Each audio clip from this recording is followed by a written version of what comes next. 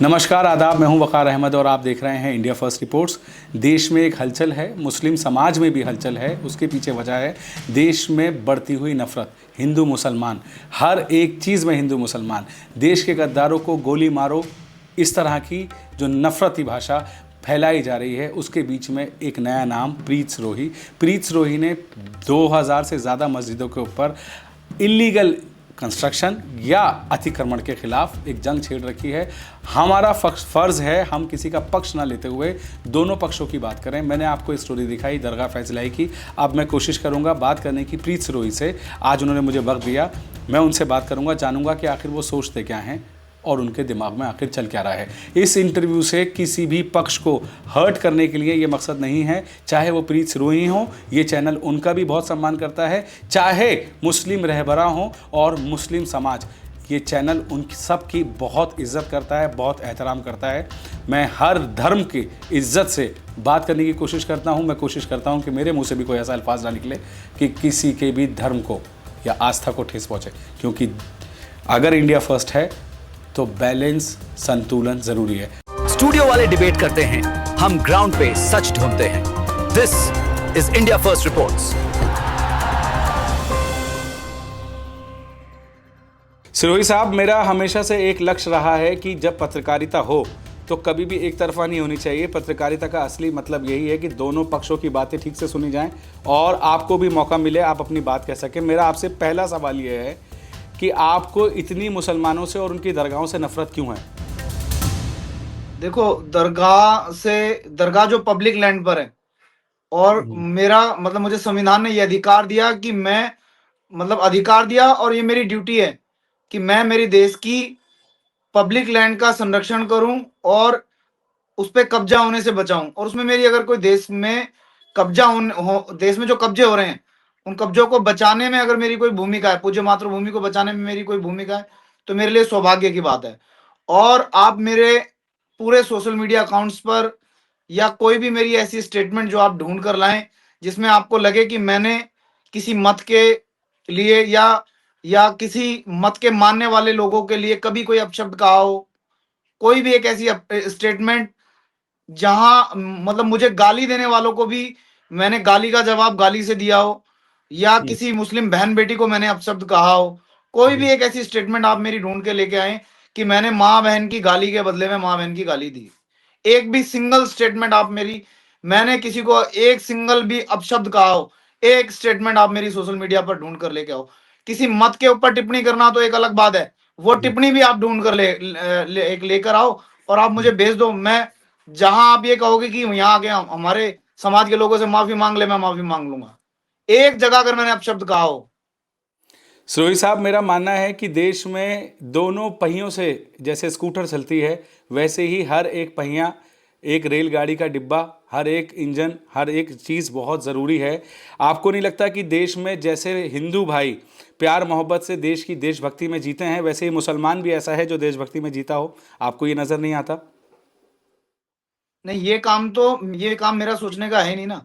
जी मैं अपने आप को एक देशभक्त मानता हूँ जी और मैं मेरे संस्कार हैं, मेरे परिवार के ऐसे संस्कार हैं कि देश के निर्माण में मेरी कोई भूमिका हो तो ये हमारे लिए गौरव की बात है।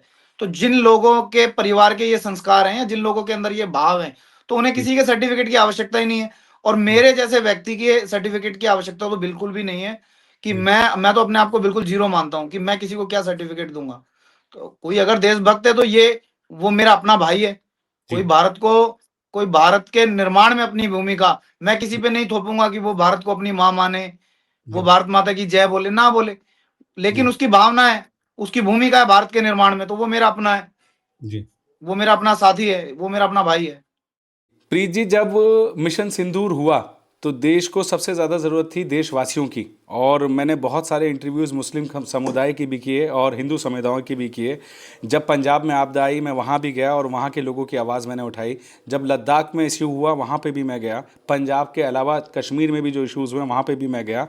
मैंने एक चीज़ महसूस की कि मुसलमान बहुत ज़्यादा अपने देश से प्यार करता है, लेकिन कहीं ना कहीं उसको एक डर पैदा हो गया कि कहीं हमारे हमारे मुल्क में कहीं हमें दोयम दर्जे की नागरिक ना समझा जाए या हमको हिकारत की नज़र से ना देखा जाए। और जब आपने ये लीगल तरीके से प्रोसीजर्स किए, जब बात मस्जिदों पे आई, और ख़ास तौर पे मैं बात कर रहा हूँ इस वक्त दरगाह फैज़ इलाही की, आपके इस एक्शन से लोगों को ये लगा कि कहीं ना कहीं आप धर्म के खिलाफ हो। आप क्या मानते हो इसके ऊपर? देखो, लोगों को क्या लगता है, या लोगों को भूमाफियाओं की जो कमेटी है वो क्या क्या महसूस करा रही है, इसमें कोई प्रीत सिरोही की गलती नहीं है। और अपने ही पूज्य मातृभूमि पर, जहां 1 अरब 96 करोड़ 8 लाख 53 हजार वर्षों से हम रह रहे हैं, जी। इसी पर हमें लग रहा है कि हमारे साथ दोयम दर्जे का व्यवहार हो रहा है। हम्म। अल्पसंख्यक बहुसंख्यक के नाम पर हमारे अधिकारों को छीना जा रहा है, हमारे संसाधनों पर कब्जा किया जा रहा है, जी। हमारे लोगों को जातियों में बांटकर राजनीतिक लाभ लिया जा रहा है। जी। हम तो खुद कह रहे हैं कि हमारे लोगों को जो अत्याचार पूरे वर्ल्ड में हमारे ऊपर हो रहा है, वो मैं जी। मानता हूं किसी के ऊपर हो ही नहीं रहा है। हम्म। जो जो जो दम हम झेल रहे हैं, जो जी। अत्याचार, जो अनाचार हम झेल रहे हैं, जी। जो दुर्गति हमारे लोगों की हो रही है, वो तो जी। पूरी धरती पे कहीं नहीं हो रही है। जी। तो हम तो खुद पीड़ित हैं। जो खुद जी। पीड़ित है वो किसी के ऊपर क्या अत्याचार करेगा, वो किसी को क्या टारगेट करेगा? हमारे लोग मारे मारे फिर रहे हैं, जी। तो हम किसी के ऊपर क्या अत्याचार करेंगे भाई? हम तो सिरोही खुद साहब, पीड़ित हैं। सिरोही साहब इसके मुझे एक बात। अलावा कोई भूखंड इस पूरी धरती पर नहीं है जी। जहां यहां से भागकर हम जहां चले जाएं, जी। जहां हम अपने परिवार की रक्षा सुरक्षा की मतलब गारंटी हो, जहां कोई हम्म। ऐसा भूखंड पूरी इस धरा पर हो जहां हम सुरक्षित महसूस कर सकें। हम तो खुद असुरक्षित हैं। हमारे साथ तो खुद दोयम दर्जे का व्यवहार हो रहा है। शिक्षा में देख लो, चिकित्सा में देख लो, न्याय में देख लो, हर जगह देख लो, कहाँ हम जो दुर्गति पूरे वर्ल्ड में हमारी है वो तो किसी और की है ही नहीं।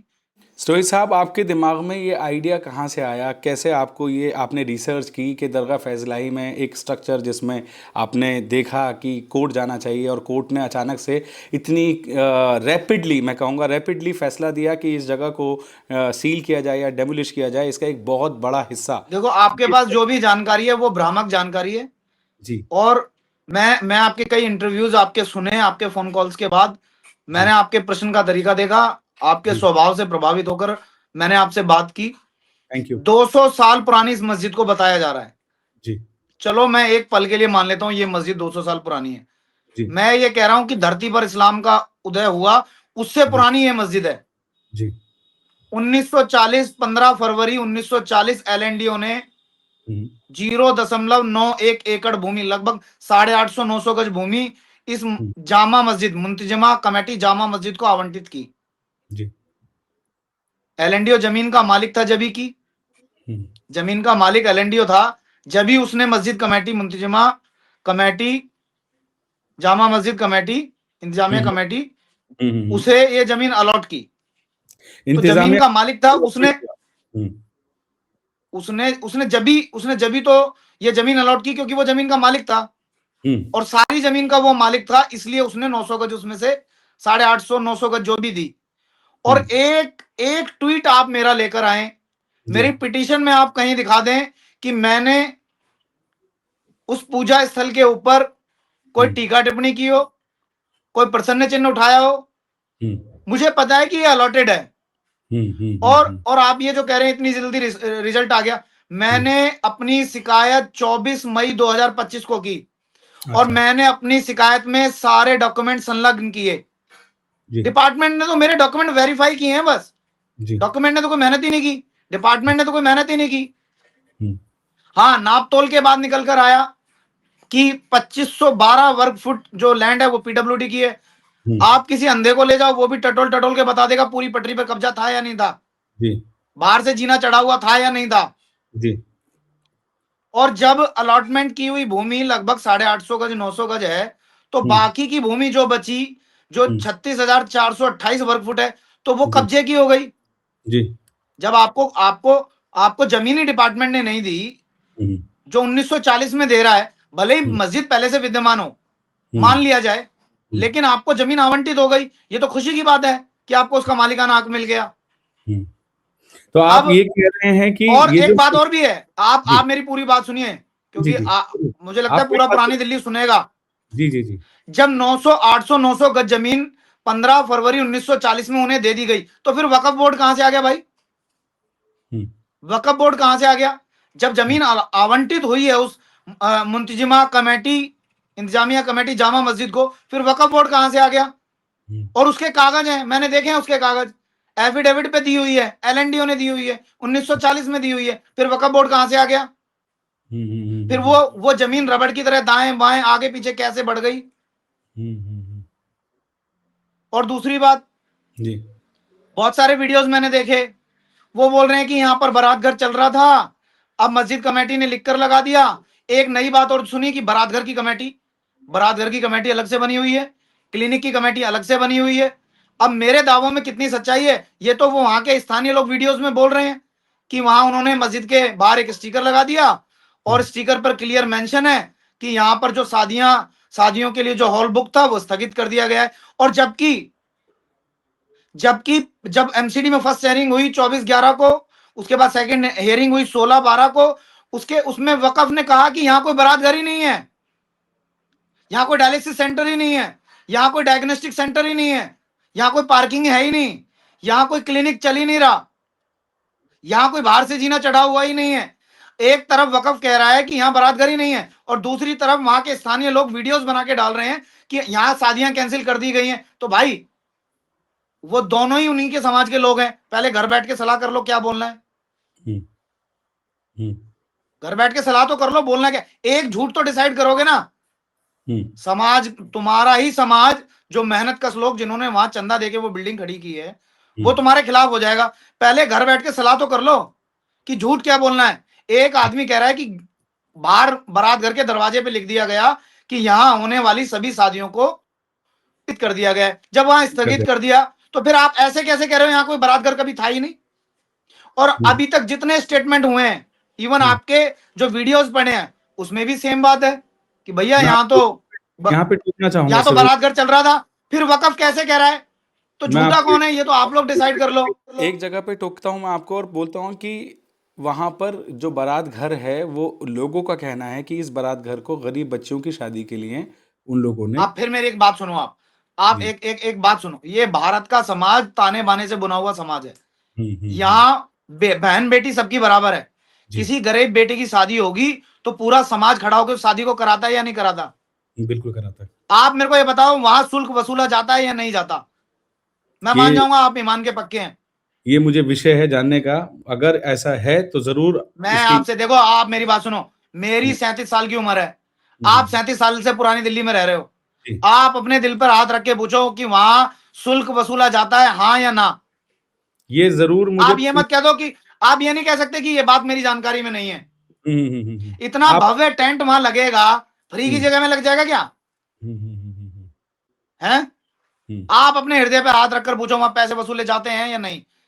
नहीं तो 100 मुसलमान पुरानी दिल्ली से मैं लेके आऊंगा जिन्होंने अपने बच्चों की शादी वहां पैसे देके कराई होगी। और छोड़ दो, वहां अप्रोच लगी होगी कि मेरे बच्चे की शादी है, मेरे बच्चे का जन्मदिवस का कार्यक्रम है, मेरे परिवार का कोई कार्यक्रम होना है और मुझे जमीन बुक नहीं हो रही, वो जमीन बुक करने के लिए अप्रोच लगी होगी।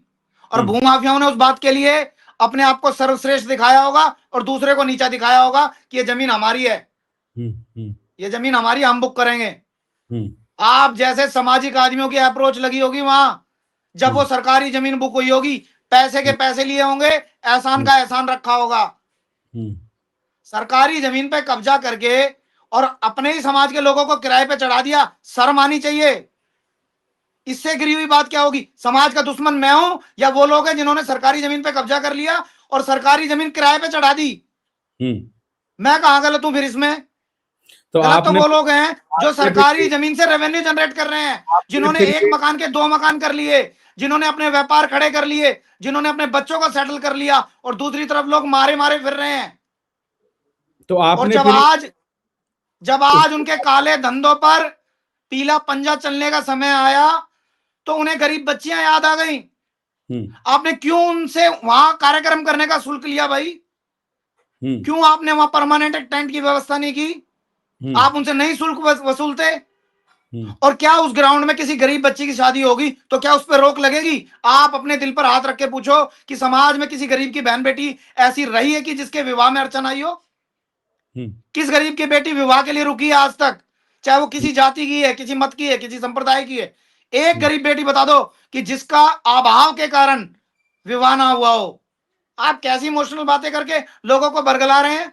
आप भूमाफिया का वो पूरा टोला, वो पूरा पूरा गैंग लोगों को बरगला रहा है, शुल्क वसूला, अपनी व्यक्तिगत आमदनी बढ़ाई, और जब उस पे पीला पंजा चलने का समय आया, जब उनका ये षड्यंत्र उजागर हुआ, तो आज गरीब मुसलमान याद आ गए।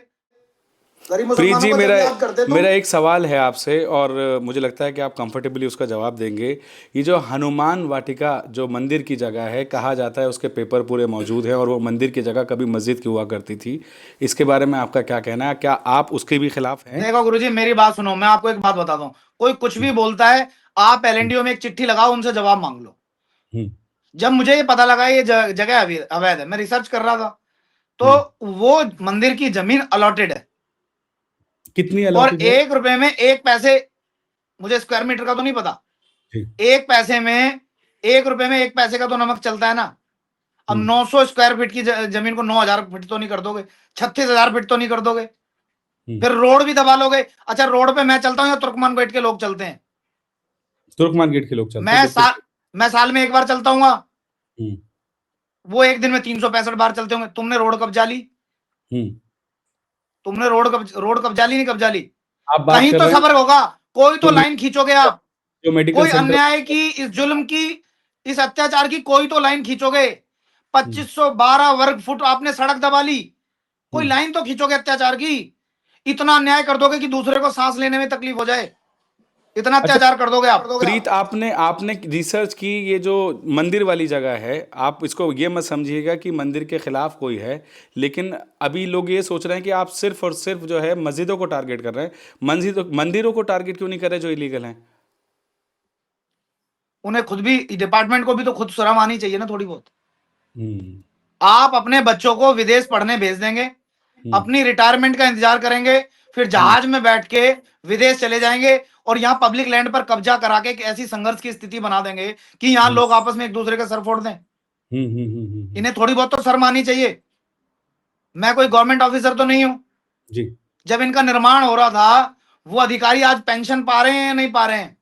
इस समाज के टैक्स के पैसे से उन्हें पेंशन मिल रही है नहीं मिल रही है? जी। उनके ऊपर शासन प्रशासन कार्रवाई क्यों नहीं करता? ये प्रीति, कब्जा एक दिन में हो गया क्या? छत कैमरा थोड़ा सा नीचे करिए, छत बेहतर है। ये 36,428 वर्ग फुट जमीन पर एक दिन में कब्जा हो गया क्या? हम्म, ये डायलिसिस सेंटर एक दिन में बन गया, डायग्नोस्टिक सेंटर एक दिन में बन गया, पक्का बारात घर एक दिन में बन गया, सड़क पे कब्जा एक दिन में हो गया। अधिकारी क्या कर रहे थे? प्रीत जी, मेरा एक दोबारा से सवाल है कि मैं हम अगर मैं हम अगर एलएनडीओ में नहीं जाता, मैं अगर एमसीडी में नहीं जाता, मैं अगर पीडब्ल्यूडी में नहीं जाता, तो मैं गारंटी दे रहा हूं 100 साल भी, मैं दावा कर रहा हूं, कोई विभाग अपने एसी के कमरे से निकलकर नहीं जाता यह देखने की जनहित के कार्यों के लिए सौंपी गई जमीन के ऊपर भूमाफियाओं ने कब्जा किया और वहां से रेवेन्यू जनरेट कर रहे हैं, वहां के स्थानीय गरीब लोगों से शुल्क वसूल रहे हैं, वहां शादियां कराने का, गाड़ियां पार्क करने का और इलाज के नाम पर।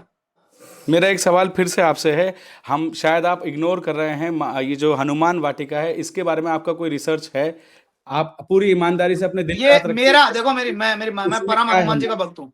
जी जी। मेरी जहां तक जानकारी है, ये जमीन अलॉटेड है, और आप सुबह जाओ एलएनडीओ से पूछ लो। हम्म।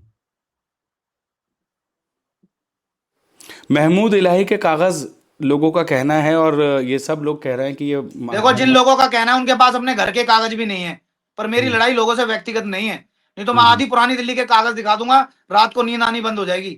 आधी पुरानी दिल्ली के, और कहो तो मैं भी दिखाऊं, आधी पुरानी दिल्ली के कागज दिखा दूंगा, जिनके पास अपने घरों के कागज नहीं है, रह रहे हैं। और राइट टू लिव सबको है, सबको शांति से रहने का अधिकार है, रहो आराम से। मेरी लड़ाई है ही नहीं किसी से व्यक्तिगत, आप अगर जैसे मुस्लिम मेरी समुदाय, किसी से व्यक्तिगत लड़ाई है ही नहीं। मेरा ये मेरे नहीं, अपने लोग हैं। मेरा कुछ और मेरा सवाल। बाप इनके साथ रहा, मेरा दादा इनके साथ रहा, मेरा परदादा इनके साथ रहा। मेरी इनसे लड़ाई है नहीं। मेरी लड़ाई भूमाफियाओं से है, जिन्होंने सरकारी जमीन पर कब्जा किया, कमर्शियल दुकानें बना ली, वहां से रेवेन्यू जनरेट किया, उससे अपनी व्यक्तिगत संपत्ति बना ली, अपने बच्चों को विदेशों में पढ़ने भेज दिया, व्हाइट कलर होके घूमते हैं, बड़ी गाड़ियों में घूमते हैं, और एक गरीब बेचारा जिससे शुल्क वसूलते हैं वो मारा मारा फिरता है। मेरा एक सवाल मेरी दोबारा लड़ाई भूमाफिया से है। आप पुरानी दिल्ली से ताल्लुक़ रखते हैं, आपका पुराना इतिहास है यहाँ का, रहने का सब कुछ है, ऐसा ही है? तो आप और मैं, हमारी दोनों की एज सेम ही है लगभग।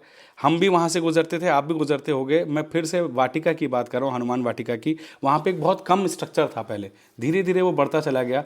मुझे लगता है कि आपको उसके लिए भी एक रिसर्च करनी चाहिए कि इसमें लीगल और इलीगल जगह कितनी आप है। जैसा कोई सज्जन व्यक्ति आया होगा, उसने दान चंदा उस मंदिर के पुजारियों को दिया होगा, उन्होंने कंस्ट्रक्शन कर लिया। सेव इंडिया फाउंडेशन को एक साथ मिलके, हिंदू और मुस्लिम को एक साथ मिलके सेव इंडिया फाउंडेशन के जरिए, चाहे मंदिर हो चाहे मस्जिद हो, आपको नहीं लगता दोनों को साथ में मिलके इलीगल कंस्ट्रक्शंस को हटवाना चाहिए? मैं एक एग्जांपल छोटा सा देता हूं। चांदनी चौक में बिल्कुल ठीक बीच सड़क पर एक मंदिर है। आपका एसडीएम क्या करता है, आपका डीएम क्या करता है, आपकी एसटीएफ की कमेटी क्या करती है, आपके नोडल ऑफिसर क्या करते हैं? मैं मुसलमानों में जाऊं, मैं वहां जाके राग अलापूं, मैं मेरे लोगों में नहीं जाता, मैं मुसलमानों में क्या करने जाऊं? मैं किसी पब्लिक गैदरिंग में नहीं जाता, मैं अपने लोगों में नहीं जाता। मुझे लगता है कि मेरे देश में अतिक्रमण नहीं होना चाहिए, तो मैं लड़ रहा हूं। मैं क्यों लोगों को एकजुट करूं? एक इंपॉर्टेंट जिसकी बात समझ है वो लड़ लेगा। प्रीत, एक इंपॉर्टेंट बात इसमें ये भी है कि आपके पुरानी जैसे दिल्ली में 1000 ब्लैकमेलर होंगे जो लोगों का घर नहीं बनने देते, उनके माथे की फूट रही है क्या? आपके बहुत सारे लोग बात हैं जो बात 50 आपकी रुपए का सही कैमरा है। लेके घूमते हैं, आप ये कहना चाह रहे जो हैं कि 50 रुपए का कैमरा लेके घूमते हैं, एक ईंट किसी गरीब आदमी के घर में नहीं लगने देते।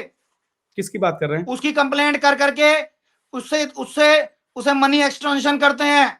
आपका नेता नहीं बोलता वहां जाके, आपका आपका विधायक निगम पार्षद नहीं बोलता, किसी गरीब आदमी के घर में एक ईंट नहीं लगने देते। वो नहीं देखते कौन हिंदू है कौन मुसलमान है, वो जाके उनसे पैसे लेते हैं कि तू निर्माण कर रहा है, कहने का तो वो मतलब निर्माण अवैध है। आपका कहने भूमाफिया ने कब्जा कर लिया, उसको पापा समाज कह रहा में है। ही समाज के दुश्मन मौजूद हैं। नहीं, भूमाफिया के, क्योंकि भूमाफिया से डर लगता है तो उसको पापा कह रहा है। एक गरीब आदमी अपना घर नहीं बनाएगा, घर बनाएगा तो आरटीआई लगा देगा, एसटीएफ पे कंप्लेंट कर देगा, डीडीएमसीडी में कंप्लेंट कर देगा, स्लम में कंप्लेंट कर देगा और उससे पैसा वसूल कर कंप्लेंट वापस ले लेगा। लेकिन पब्लिक लैंड पर उसके पापा ने कब्जा कर लिया, वहां उसको भय लग रहा है क्योंकि वो 25-30 लोगों की संगठित कमेटी है, वो कान गरम कर देगी। तो ये तो दोहरा रवैया वहां के स्थानीय लोगों का है ना। जब ये कब्जा कर रहे थे, आज मैं कागज दिखा रहा हूं, तो जाएं स्थानीय लोग बोले मस्जिद कमेटी को कि तुम्हारे पास 15 फरवरी 1940 में 800-900 गज जमीन के कागज हैं, छोड़कर बाकी जमीन सरकार को वापस सौंप दो सम्मान के साथ। 100 लोगों को निकाल लो, आप पूरी पुरानी दिल्ली में ऐसे 100 लोगों को निकाल लो। सरोही साहब, दोनों तरफ से वार्तालाप हमेशा अच्छी लगती है कि जब मैं भी कुछ पूछूं तो आप उसका जवाब दें, मुझे अच्छा लगेगा। बात तो सुनोगे मेरी? मैं सुनूंगा, मैं तो बहुत देर से खामोश हूं, मैं सुनना चाह रहा हूं। बिल्कुल बिल्कुल, पूरी बात सुनूंगा। हनुमान वाटिका के लिए आपने अभी तक क्लैरिटी नहीं दी है, क्या उसमें वाकई में अतिक्रमण है? आपको लगता है? क्योंकि आपके तो 2200। नहीं, मुझे नहीं लगता। मुझे लगता आप लगता है तो कोर्ट मेरे पिताजी की नहीं है, कोर्ट देश के हर नागरिक की है। आप कोर्ट में जाके दरवाजा बजाओ, न्याय मुझे नहीं मिलेगा, न्याय तो सबको मिलता है। जाओ, क्या परेशानी है? हनुमान वाटिका छोड़ो, इस देश में जो भी चीज अवैध है, आप जाओ ना, कचहरी के रास्ते सबके लिए खुले हुए हैं। प्रीत जी, आप 2 कदम बढ़ाओ, आप 2 कदम बढ़ाओ, मैं तो 4 कदम बढ़ाने के लिए तैयार हूं। घरों के भी कागज चेक होने हैं। बिल्कुल बिल्कुल बिल्कुल होने चाहिए। कानून सबके लिए बराबर है, बस फर्क है कि कोई कदम पहले उठाता है, कोई उठाता ही नहीं है ना? नेताजी के पास हजारों करोड़ रुपए हैं। जो नेताजी तुम्हें तोता पढ़ा रहे हैं ये हो जाएगा, नेताजी के पास हजारों करोड़ रुपए हैं और नेताजी को फर्क भी नहीं पड़ता, चाहे कोई उपद्रव हो, कुछ भी हो। लेकिन याद रखना, बहुत कम लोग हैं जो सच के साथ खड़े होते हैं। आंखें बंद करके पहले बहुत गहरा लंबा विचार करना, उसके बाद कोई निर्णय करना। अब तुम ये कह दो कि मैंने वो कागज भी घर से बना दिए, 1940 में जो जमीन मिली वो कागज मैंने तो नहीं बना दिए, वो कागज तो गवर्नमेंट के कागज है ना। और लास्ट में जब कुछ भी समझ में ना हो तो कह दो कि गवर्नमेंट भी इन्हीं की है। अब वो किसकी है ना उन्हें पता ना हमें पता, हम तो कह रहे हैं इनकी है। जिस भूमि माफिया ने सेंट्रल दिल्ली में जाकर बीघे के हिसाब से जमीन पे कब्जा कर लिया, तो सरकार तो उसकी है ना भाई, हमारी कहाँ है?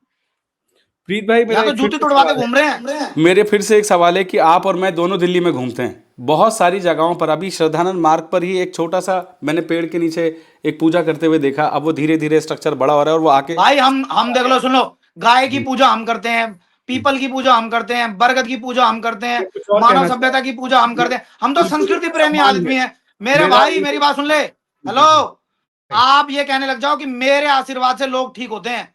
मैं हिंदुओं को दिखा दूंगा कि मुल्ला जी की फोटो लग रही है, उस पर टीका लगा के उसके रोली मोली बांध देंगे। आपको गुरुजी कह के आपको भी पूछ देंगे हमारे लोग।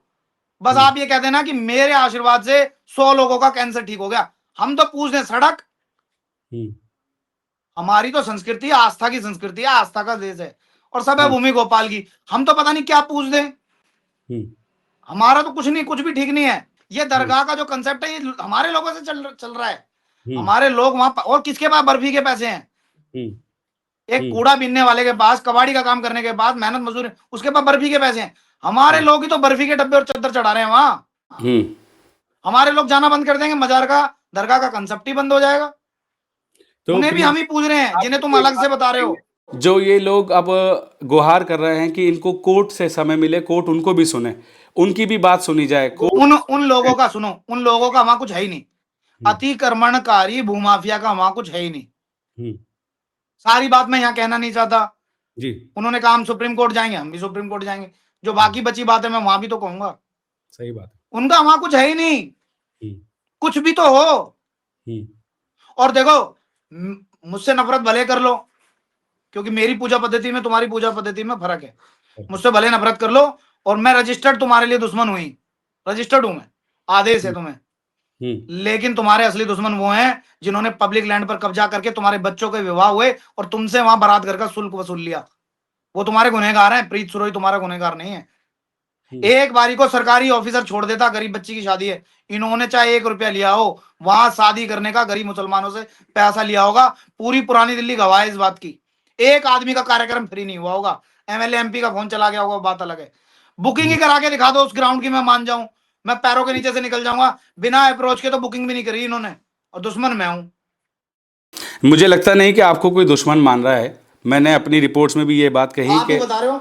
नहीं, मैं नहीं बता रहा, मैं ऐसा नहीं कह रहा। मैं ये कहने की कोशिश कर रहा हूं कि आपने जो भी किया, आपने लीगल वे में किया, कोर्ट की कार्रवाई की, कोर्ट को पेपर्स दिखाए, कोर्ट कोई किसी के पक्ष में नहीं बैठा, कोर्ट पेपर देख के ही फैसला देता है। लेकिन क्या आपको ये नहीं लगता कि ये थोड़ी सी नाइंसाफी है कि कोर्ट दूसरे पक्ष को भी सुने? अगर थोड़ा वक्त मिल जाए। अच्छा, किसी एक चोर चोरी कर ले, चोरी करते पकड़ा जाए, उससे माल बरामद हो जाए, उसके बाद भी उसे सुना जाए, 10 साल मुकदमा चले, तो वो चोर सो रहा था क्या? लेकिन कोर्ट का अधिकार तो चोर को भी है। कोर्ट का अधिकार चोर को है। आप देखो, आप अपनी बातों को क्यों ऐसी गोलमोल करके कर रहे हैं? आपने एक आदमी का इंटरव्यू लिया, वो पत्रकार था। उस पत्रकार की क्या भाषा है कि मैंने मस्जिद कमेटी को जाके बता दिया, उसने मेरी बात को गंभीर नहीं लिया। इस बात के लिए मैं गुनहगार हूं क्या? नहीं, आप गुनहगार इस बात के लिए मैं गुनहगार हूं क्या? उसने कहा ना मैंने जाके बताया मस्जिद कमेटी को। उसने ये कहा ना कि बड़े मुस्लिम नेताओं का मेरे पास फोन आया। उसने कहा ना मुझे पुलिस का कॉल आया। और कैसे, मतलब कोई कोई कोई आदमी पीले चावल लेके भेजना था क्या न्योता देने? बात आपकी दुरुस्त है। जागे ही नहीं, जागे हुए थे, लेकिन चोर के पैर कोर्ट की तरफ धीरे चलते हैं। हमारी बात लोग सुनेंगे। मेरा एक सवाल और है आपसे, आप इसको गलत मत समझिएगा, कि आपका फ्यूचर प्लान क्या है? आप जिस तरह से मशहूर होते जा रहे हैं मस्जिदों के टारगेट करने से या इलीगल अतिक्रमणों को टारगेट करने से, आप क्या इलेक्शन लड़ना चाहेंगे, आगे एमपी बनना चाहेंगे? क्या है फ्यूचर प्लान? मैं कोई मशहूर नहीं है, मेरे को कौन वोट देगा? एक मुल्ला वोट दे देगा मुझे। बिना मुल्लाओं के सरकार बनती नहीं इस देश में। एक निगम पार्षद नहीं जीतता बिना मुल्लाओं के। मुझे कौन वोट दे देगा? कौन मुझे टिकट दे देगा? लेकिन जिन्होंने देश के गद्दार गोली मारो कह के वो तो पदवी भी लेके बैठे हैं, ऐसा आपका कोई कौन है? कौन है वो? आप जानते हैं, दुनिया जानती है, नाम लिख। मैं कैसे जानता हूँ यार? आपने तो टीवी देखा है, कपिल मिश्रा की बात कर रहा हूँ। टीवी तो भाई मैं 12 साल हो गए, 12 साल हो गए मेरे को सड़क पे टीवी नहीं कहीं। जी जी जी। तो जैसे अनुराग ठाकुर हैं, ये हैं, आज देश का माहौल अजीब, हिंदू और मुस्लिम को एकदम सामने टकराव किया जा रहा है, लड़ाया जा रहा है। आपको लगता है? मुझे ऐसी किसी बात की जानकारी नहीं है, और अगर किसी ने कोई ऐसी बात बोली है तो ये बात करने का तरीका गलत है। कोई बात नहीं, मुझे लगता है कि ये इंटरव्यू। अच्छा, किसको गोली मारने के लिए बोला गया है? नाम नहीं लिया, बस साला बोला गया, ये बोला गया, ये सब चीजें होती हैं देश में। नहीं, क्या बात बोली? गद्दार को गोली मार दो। हाँ, गद्दार को। हमारे समाज ने हर बात का जवाब देके भी बहुत सारी मुसीबतें मोल ले रखी हैं। एक आदमी बोल रहा है, बोल के चुप हो जाएगा, अब उसके खिलाफ प्रदर्शन कर दोगे, सड़कों पर उतर जाओगे, जो उसे नहीं जानता वो भी जान जाएगा। मेरा एक आखिरी सवाल है, आपने अच्छी बात बोली कि कोई अपने पॉलिटिकल फायदे के लिए स्टेटमेंट दे रहा है, उसको सीरियसली नहीं लेना चाहिए, आपकी अच्छी सोच है। मेरा एक सवाल सारी आखिरी ये बात है तो कि इमाम बुखारी भी ठीक नहीं करता, सारी बात तो अरशद मंदनी भी ठीक नहीं करता, सारी बात तो महमूद मदनी भी ठीक नहीं करता, सारी बात हम भी ठीक नहीं करते। प्रधानमंत्री भी कई बार दो तरह का रोल अपना लेते हैं, जाके सऊदी अरब में गले मिल के आते हैं और यहाँ पर कोई मतलब लगता ही नहीं कि मुसलमानों का भी प्रधानमंत्री हैं, ऐसा भी फील होता मतलब है। आप ये कह रहे हो देश के प्रधानमंत्री कभी भारत में किसी से गले ही नहीं मिले? भारत की बात नहीं कर रहा मैं, विदेशों की बात कर रहा हूँ प्रीत। नहीं, भारत में किसी से कभी गले नहीं मिले प्रधानमंत्री। बिल्कुल मिलना चाहिए। और अब जो माहौल प्रीत सिरोही बन रहा है ना, इन चीज़ों से ऐसा लगता है जैसे कि मुसलमान कहीं पीछे छूट रहा है और ये कब्जा ये तोड़ देंगे वो कर देंगे, इन लोगों को इनसिक्योरिटी फील हो रही है। आपका क्या मानना है? तो भाई एक बात बताओ ना, आपके पास अपने घर के कागज है, मेरे पास मेरे घर के कागज है, मुझे कोई इनसिक्योरिटी फील नहीं है। 100 बार मांगो 100 बार दिखा दूंगा। पॉइंट। आप 100 बार मांगेगा कोई 100 बार दिखा देंगे। लेकिन कोई आदमी घुसपैठ करके इस देश में आया, मैंने उसकी मदद कर दी, मैंने उसके कागज बनवा दिए, मैंने उसे वहां पनाह दे दी, ये गद्दारी है या नहीं है? देश पहले होना चाहिए। इस देश में एक व्यवस्था, देश में आने की व्यवस्था है। आप घुसपैठियों के साथ खड़े हो जाओगे। कितनी बार देश के मुसलमानों ने सड़कों पर उतर कर ये कहा कि इन बांग्लादेशी, इन रोहिंग्या घुसपैठियों को देश से बाहर करोगे तो हमारे देश के 8 करोड़ लोग जो हर जाति में से हैं, हर धर्म में से हैं, हर मत पंथ संप्रदाय से हैं, उनके जीवन स्तर में सुधार होगा। कितने लोगों ने आवाज उठाई? दिल्ली में एलजी लेफ्टिनेंट गवर्नर के पास जो सबसे पहली कंप्लेंट है और बांग्लादेशी घुसपैठियों के लिए, वो एक मुसलमान ने ही लगाई है। आपकी नॉलेज के लिए डाल देता हूँ, आप कहोगे तो बहुत बहुत स्वागत योग्य कदम है। तो प्रीत जी, मेरा आखिरी सवाल है आपसे, क्योंकि ये तकरीबन 40 मिनट हम रिकॉर्ड कर चुके हैं और काफ़ी लंबा अच्छा वक्त हम लोगों ने एक दूसरे को दिया। मैंने आपकी बात सुनने की कोशिश की और शायद आपने भी मेरी बात सुनने की कोशिश की। आपको लगता है कि, मेरा आखिरी सवाल है एक इंसानियत के तौर पर आपसे मैं पूछना चाहता हूँ, आप मुसलमानों के लिए कोई मन में क्या है, आपके लिए क्या फील करते हो, कैसा फील करते हो?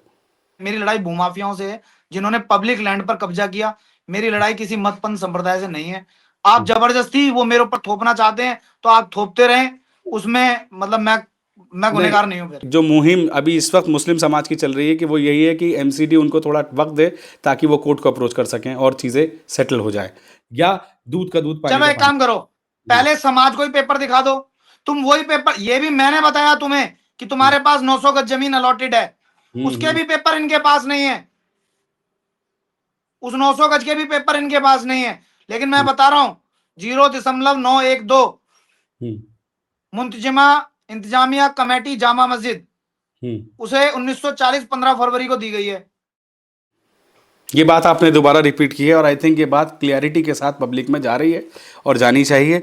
दूसरी बात ये है कि कोर्ट का दरवाज़ा प्रीत सिरोही के जितना खुला है, प्रीत सिरोही के लिए उतना ही किसी एक आम आदमी के लिए भी खुला है। मैं ये कह रहा हूं अगर ये जमीन इनकी होगी तो मैं सर्व समाज के सामने हाथ जोड़ के माफी मांग लूंगा। ये लोग नेगेटिव हो सकते हैं लेकिन समाज नेगेटिव नहीं है। समाज के दिमाग में बस यही मैं है। ये कह रहा हूं ये माफी मांग लेंगे क्या समाज से कि हमने जनहित के कार्यों के लिए छोड़ी गई एमसीडी की जमीन पे कब्जा किया है? अगर ये साबित कोर्ट करती है, कोर्ट के अंदर आपने साबित कर दिया, ऑलरेडी कोर्ट का एक फैसला आ गया, उस कोर्ट के फैसले को वो चैलेंज करेंगे और अगर कोर्ट में कोई और तथ्यों के, कोर्ट आपके और मेरे कहने से नहीं चलती, कोर्ट सबूतों के आधार पर चलती है। अगर कमेटी या जो भी मुस्लिम समाज इस वक्त आगे बढ़ रहा है, चाहे वो कोई एमएलए हो या जामा मस्जिद के इमाम हो, ये कोर्ट के अंदर ले जाना चाहते हैं, वहीं पे अच्छा ये सफेद झूठ नहीं है कि वक्फ बोर्ड तो स्टेटमेंट दे रहा है एमसीडी में जाके वहां कोई बारातघर नहीं है और वहां के स्थानीय लोग वीडियो बना के डाल रहे हैं कि यहाँ बारात घर था, गरीब बच्चों की शादी होती है, बारात घर बंद हो गया। घर बैठ के सलाह करो, झूठ क्या बोलना है, एक झूठ बोलना है समाज में जाके, जब भी तो तुम्हारे प्रति संपत्ति होगी किसी की। सब न्यारा न्यारा झूठ बोल रहे हैं, ये गलत है। पहले एक बड़ी कमेटी की मीटिंग बुलाओ और सबको बोलो एक जैसा झूठ बोलना है। एक जैसा झूठ बोलोगे जब भी तो कोई सुनेगा। कोई माता के गीत गा रहा है, कोई शीतला के गीत गा रहा है, न्यारे न्यारे गीत गा रहे हैं सब। मैं समझ गया तुम क्या कहना चाह रहे हो और मुझे लगता है कि ये मैसेज क्लियर जा रहा है। मैं फिर से कहूँगा कि इसको मैं क्लोज कर रहा हूँ। आपका बहुत बहुत शुक्रिया वक्त देने के लिए। आज रात को हम बात कर रहे हैं, 5 जनवरी है और सुबह को सुना है कि एमसीडी वहाँ पर कोई एक्शन ले सकती है। सुना ये भी है कि जामा मस्जिद के जो इमाम है वहाँ पर जाकर नमाज़ पढ़ेंगे और सुना ये भी है कि कोर्ट के आगे किसी की नहीं चलती, कोर्ट सर्वोपरि है। वो कोर्ट प्रीत सिरोही के लिए भी उतना ही है जितना आम जन के लिए है। जितना हक आपको है उतना ही हक प्रीत सिरोही को भी है। अगर हनुमान वाटिका इलीगल है, प्रीत सिरोही के पास इतनी इन्फॉर्मेशन नहीं है कि उसको कितना पोर्शन इलीगल है या नहीं। इनका कहना है कि वो जगह भी अलॉटेड है। अब आपके पास वक्त है कि आप कोर्ट जाइए। अगर आपको लगता है कि कोई ऑब्जेक्शन है तो उसको उठाइए। लेकिन मैं एक बात कहना चाहूँगा, इस इंटरव्यू से आपको प्रीत सिरोही के बारे में पता लगा, आप जानते हैं उनके बारे में आज प्रीत सिरोही की सोच क्या है। दूसरी बात, चाहे प्रीत सिरोही हो चाहे कोई और, देश का माहौल ख़राब करने का किसी को हक नहीं है। समझदारी से, अपने विवेक का इस्तेमाल करते हुए चीज़ों को कीजिए। और आप ये देखिए कि आपका कोई भी एक्शन, चाहे वो प्रीत सिरोही का हो चाहे आपका हो, देश के खिलाफ नहीं होना चाहिए। देश के कानून के संगत होना चाहिए। कानून की इज्जत आपको और हमको सबको करनी चाहिए। और आपको अगर लगता है कि कोई और स्ट्रक्चर इलीगल है तो आपके पास भी कानून की सलाह लेने का पूरा हक है। मेरी बात सही है प्रीत सिरोही? नहीं, बिल्कुल ठीक है। इसीलिए कहते हैं कि कोई भी ग्रंथ हो, चाहे वो गीता हो चाहे कुरान हो, आपस में लड़ना नहीं सिखाता। सबको एकता के साथ रहना चाहिए और जो गलत है उसको खड़े होकर गलत कहना चाहिए और जो सही है वो सही है। साथ ही अगर प्रीत सिरोही आपका दिल दुखा रहे हैं तो आपके पास प्रीत सिरोही के पास जाने का रास्ता है। आप भी मिलिए। एकजुटता जब तक नहीं होगी, एकता जब तक नहीं बढ़ेगी, तब तक मोहब्बत नहीं बढ़ सकती। ज़रूरी नहीं है कि मेरे एक्शन से समाज खराब हो, ज़रूरी ये है कि हमारे एक्शन से समाज एक हो। आपका बहुत बहुत शुक्रिया प्रीत, बहुत बहुत शुक्रिया। Thank you so much time देने के लिए दोबारा से। नमस्ते। स्टूडियो वाले डिबेट करते हैं, हम ग्राउंड पे सच ढूंढते हैं। This is India first reports.